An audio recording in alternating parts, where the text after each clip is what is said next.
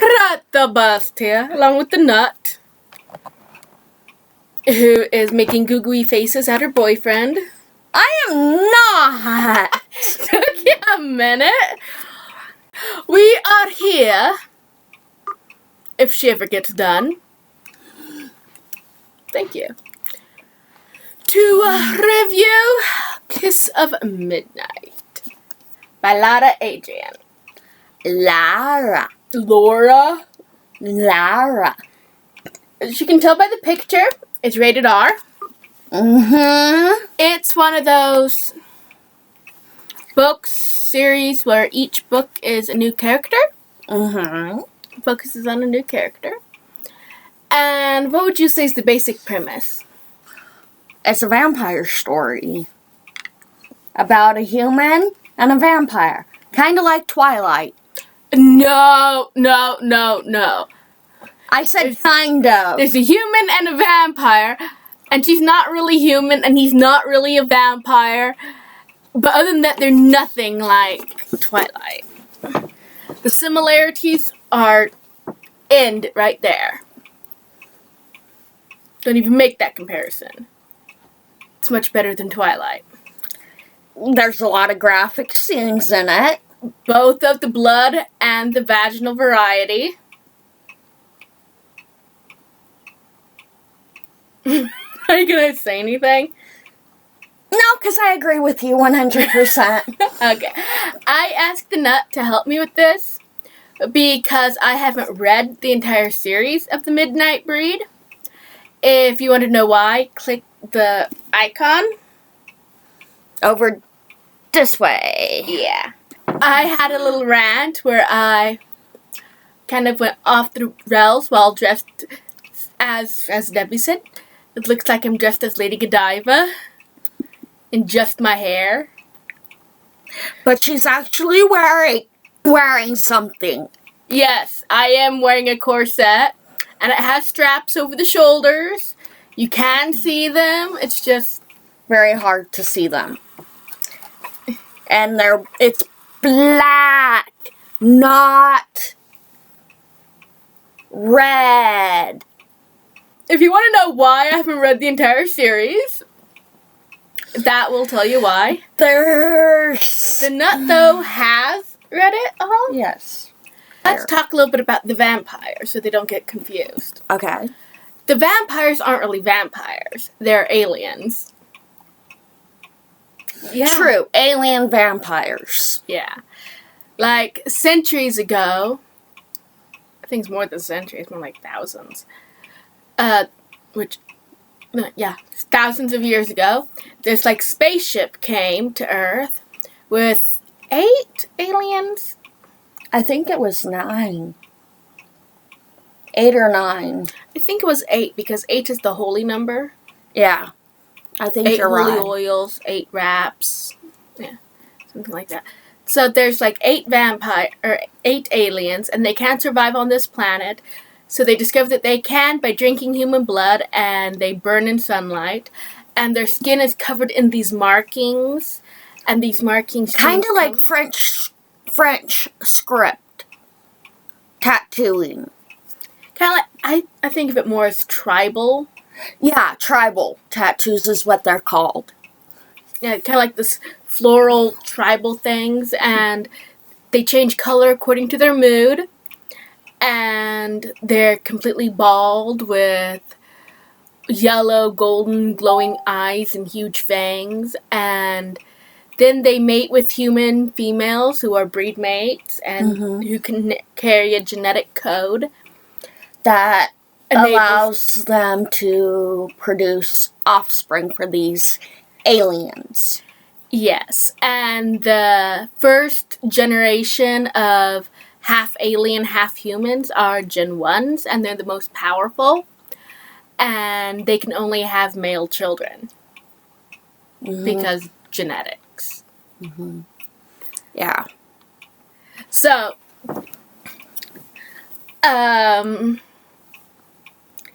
yeah. The way I understood it was throughout the series, it kind of shifts. Like at first it says that these 8 aliens were conquerors, And then, like, at one point it says that they think that they got crash landed there. You know, like an accident, like, you know, Survivor or something. Castaway. But then at one point, in one of the later books before the shift, it actually has part of it from the last Ancient's point of view.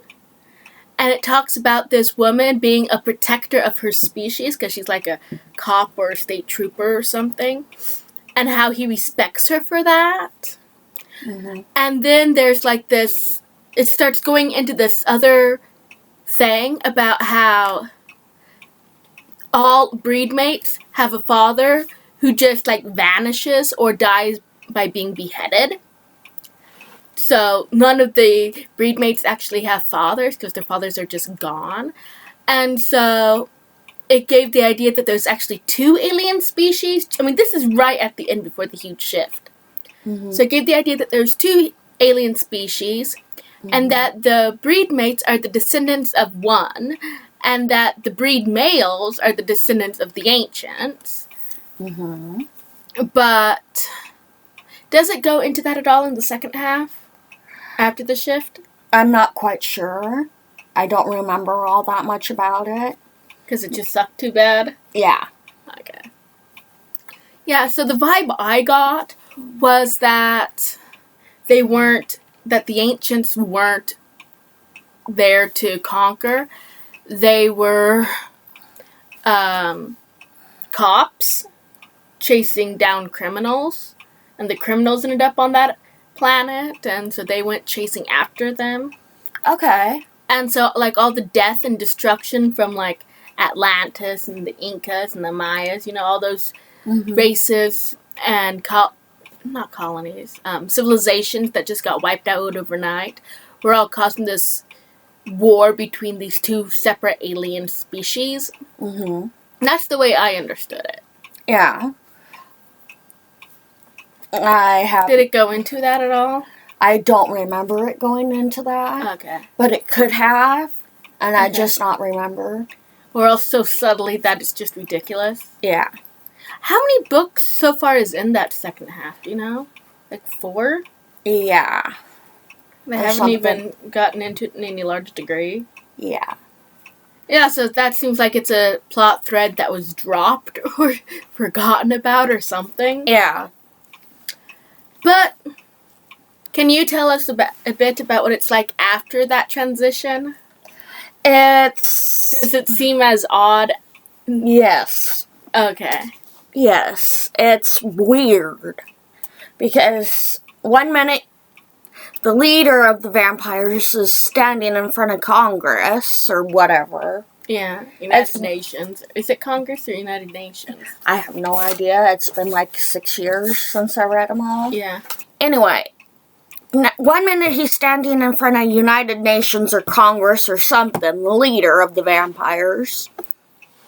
Leader. I think his name is Lucian. Lucan? I think it's Lucan. Lucan. Lucan. Yeah. Lucan. Lucan. Lucian. Something like that. Anyway. One minute he's standing there in one book. The end of one book. Next minute he's gone. Gone? Yeah. Like, he doesn't show up at all in the ones after that? Yeah. What? He was like a major player. He just vanishes? Yeah. He's like mentioned once or twice in like history books or something. What about Tegan? He gets blown up. What? He's my favorite character. I might be wrong, people. Do not quote me on Tegan or Lucian. I call him by Lucian. I call him Lucan. But every person's different. I think Lucian has an I in it. Like C-I-A-N. Oh. Or C-I-E-N or something. I don't know. Okay. So, as you can see, there's quite a shift at like book 11, 13, something like that. Early teens. Yeah, like 12.5. If they make one. I don't know. Something, 13. 13. It's actually a full book, Edge of Dawn. Oh. So it's not a point something. It's a... Okay. But yeah, there's this huge shift, which is why I stopped reading it. But after the shift, how was it? I mean, the story-wise. It got sucky. Real sucky? Yeah. Okay, It became about this one girl and this one, a Gen 1 vampire, which means first generation. Besides the dramatic shift in tone and story and content and time, the first half is really good. We can both agree on that. And we both agree it's got a sucky ending. Yes. Half. Yes. I don't know what the problem is, but Lara Adrian's writing to me has gone downhill. That happens to a lot of authors, really. Yeah. Like, there are authors who write, like, these really long series, and then they just get predictable, and the writing gets bad. It's like, they're just there to put out the books, and they know that people will buy them, so they don't put as much time or forethought into it. Yeah. It's the same way with Charlene Kenyon. True. Some of her later ones are kind of dull. Yeah, like the last, the Dragon trilogy or something? Yeah, Dragon Lark, Dragon Sword, Dragon... Sworn. Yeah. Yeah. It's like a lot of her books recently have just been the exact same material from a different person's point of view. Yeah. Yeah. So yeah, I think it's a really interesting twist on the vampire lore. Yes. Yes, it is. We're gonna read some of it. Take turns. I was thinking prologue. Okay. Okay, the first book, they take place in Boston, shift from the traditional Nolans. This is the prologue.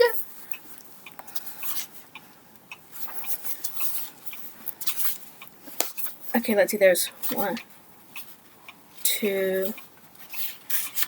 How much do you want to read? I'll read about a page and a half. So do you want to read that one and that one? Yeah. You want to start? Yeah. 27 years ago, her baby wouldn't stop crying. She started fussing at the last station when the Greyhound bus out of Bangor stopped in Portland to pick up more passengers. Do you need more light? Now, at a little after 1 a.m., they were almost to the Boston terminal, and the 2+ hours of trying to soothe her infant daughter were, as her friends back in school would say, getting on her last nerve. The man beside her in the next seat probably wasn't thrilled either. "I'm really sorry about this," she said, turning to speak to him for the first time he'd gotten on. "She's usually not this cranky. It's our first trip together. I guess she's just ready to get where we're going." The man blinked at her slowly, smiled without showing his teeth. "Where are you headed?" "New York City." "Ah, the Big Apple," he murmured. His voice was dry, airless. "You got family there or something?" She shook her head. The only family she had in her was in a backwoods town near Rangeley, and they'd made it clear that she was on her own now. "I'm going there for a job. I hope to find a job. I want to be a dancer on Broadway, maybe." Or maybe one of them rockets. Well, I'm sure you're pretty enough. The man was staring at her now. It was dark on the bus, but she thought there was something kind of weird about his eyes. And again, the tight smile. With a body like yours, you ought to be a big star. Blushing, she glanced down at her complaining baby. Her boyfriend back in Maine used to say stuff like that, too. He used to say a lot of things to get her into the back seat of his car. And he wasn't her boyfriend either. Her boyfriend anymore either. Not since her junior year of high school, when she started swelling up with his kid. If she hadn't quit to have the baby, she would have graduated this summer. Have you had anything to eat yet today? The man asked, as the bus slowed down and turned into the Boston station. Not really. She gently bounced her baby girl in her arms for all the good it did. She was red in the face, tiny fists pumping, still crying like there was no tomorrow. What a coincidence, the stranger said. I haven't eaten either. I could do with a bite if you're game to join me. Nah, I'm okay. I've got some saltines in my bag. Anyway, I think this is the last bus to New York tonight, so I won't have time to do much of that, much more than change the baby and get right back on. Thanks anyway. Thanks, though. He didn't say anything else, just watched her gather a few things once the bus was parked in its bay, then moved out of his seat and let her pass on her way to the station's facilities. When she came out of the restroom, the man was waiting for her. A niggle of unease, that's an odd word, niggle, of unease shot through her to see him standing there. He hadn't seemed so big when he was sitting next to her, and now that she was looking at him again, she could see that there was definitely something freaky about his eyes. Was he some kind of stoner? What's going on? He chuckled under his breath. I told you, I need to feed. Well, that was an odd way of putting it. She couldn't help noticing that there were only a few other people around in the station at this late hour. A light rain had begun, wetting the pavement, sending stragglers for cover. Her bus was idling in its bay, already reloading. But in order to get to it, she first had to get past him. She shrugged, too tired and anxious to deal with this crap.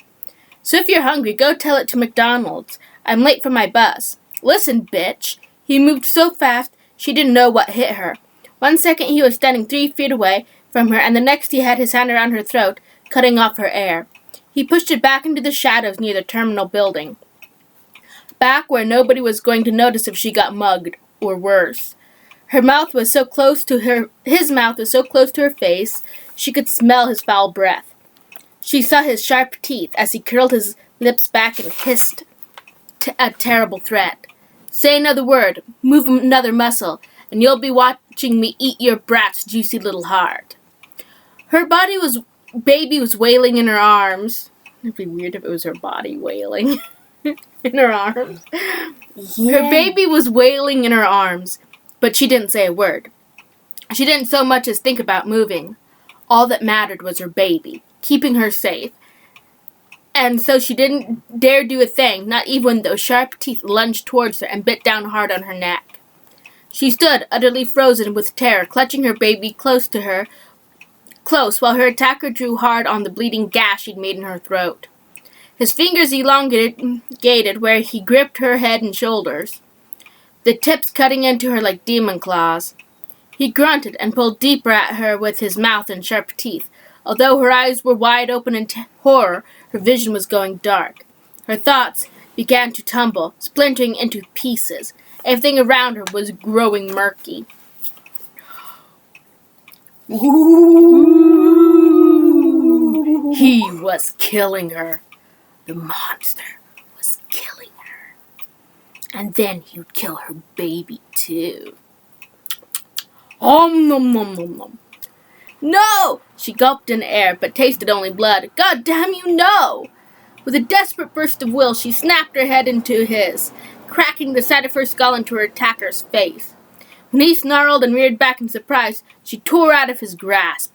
She stumbled, nearly falling to her knees before she righted herself. One arm wrapped around her howling child, the other coming up to feel the sick, burning wound at her neck. She edged backwards, away from the creature that lifted his head and sneered at her with glowing yellow eyes and blood-stained lips. Oh, God, she moaned, sick at the sight. She took another step, pivoted, prepared to bolt, even if it was pointless. And that's when she saw the other one. And the pot thickens. At least it doesn't smell bad yet.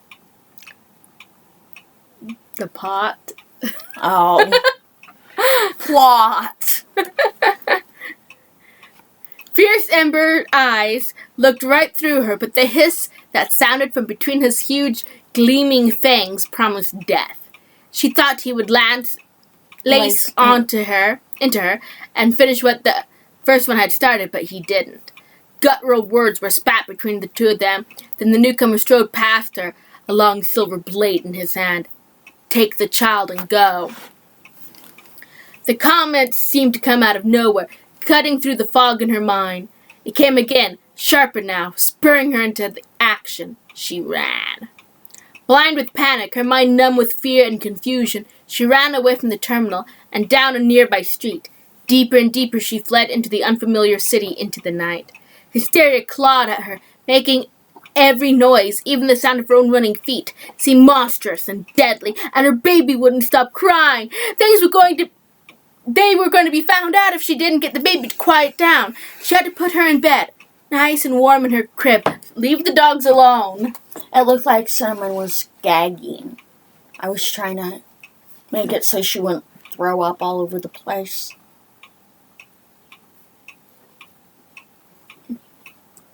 He just wants attention. Oh. They're attention whores. Okay. Where was I? She had to put her to bed, nice and warm in her crib. Then her little girl would be happy. Then she'd be safe. Yes, that's what she'd do. She'd put the baby to bed, where the monsters couldn't find her. She was tired herself, but she couldn't rest. Too dangerous. She had to get home before her mom realized she had missed curfew again. She was numb, disoriented, but she had to run, and so she did. She ran until she dropped, exhausted and unable to take another step. When she woke sometime later, it was to feel her mind coming unhinged, cracking apart like an eggshell. Sanity was peeling away from her, reality warping into something black and slippery, something that was dancing further and further out of her reach. She heard muffled crying somewhere in the distance, such a tiny sound. She put her hands up to cover her ears, but she could still hear the helpless little mule, which I think is a weird word. Mm-hmm. Yeah. Hush, she murmured, to no one in particular, rocking back and forth. Be quiet now. The baby's sleeping. Be quiet. Be quiet. But the crying kept on. It didn't stop, and it didn't stop. It tore at her heart, and she sat in the filthy street and stared unseeing into the coming dawn. Ooh. And that's the prologue of Kiss of Midnight by Lara Adrian.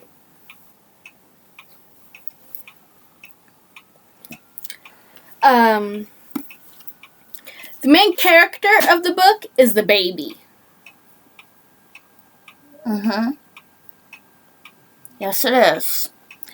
And I believe Lucan is the vampire that saved her. Mm-hmm. Saved the mother. Yeah. Like, subscribe, watch our videos. Right there. Read, people. Reading is the key to your future. Comment. Like, subscribe, comment. If you don't, I'll find you.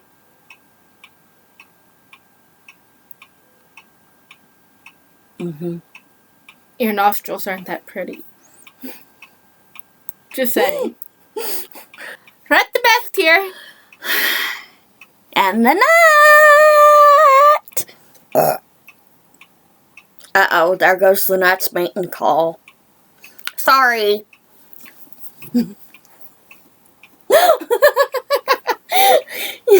Do I need a Tic Tac or a piece of gum or something? Too late, it's already in the air.